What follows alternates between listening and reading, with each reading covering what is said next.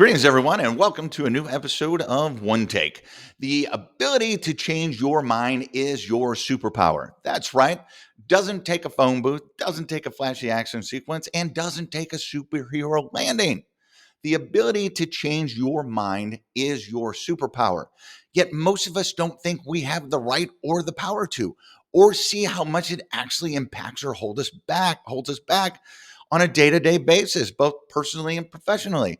And as individuals, it's not entirely our fault. Society, business, family, friends, the media makes us seem like it's a mortal sin to change our mind, as if suddenly we'll be canceled and some societal outcast because we have the audacity to change our mind or our opinion or direction.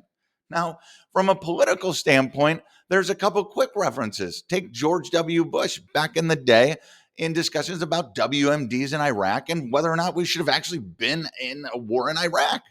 He has been chastised way then back then, and probably still is, by the media and pundits for his inability to change his mind.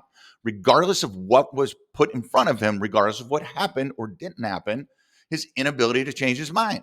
Now you fast forward to President Trump, and he is chastised by the same, not the same, but by media and pundits for his changing of his mind, for saying, I want to change course. I want to do something differently. Maybe this wasn't the right thing. He gets chastised by everyone. And frankly, some of them should be happy he did that, but this isn't a political post. Now, take someone like George Soros, who is probably the most hated person by the right. He got to where he is today, a really rich dude, in part because he had the ability and the wherewithal to change his mind. As an investor, as working on Wall Street, he changed his mind, changed his course when everyone else wasn't. They were doing the same thing. They were unable to change because they thought what they were doing was right. He obviously scored some points there. Now, think about in business. As a leader, one of the worst, most volatile things you can do in the eyes of a board of directors or investors is to change your mind, change your course, change your plan. Do I smell a vote of no confidence? You do. And it's not fair. But think about it. There's a great movie called The Patriot with Mel Gibson, and there's a line in it that says, stay the course.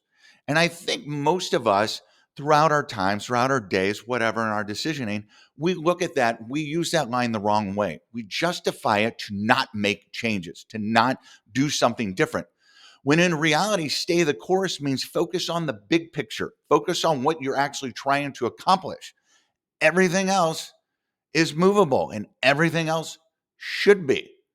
So remember, your superpower doesn't lie in your stalwart ability to stand by every decision you've made and not change. Your superpower lies in your ability to change. I believe Sister Hazel said it best. If you want to be somebody else, change your mind. This has been One Take. Make it a great day. Make it a great week. Take care.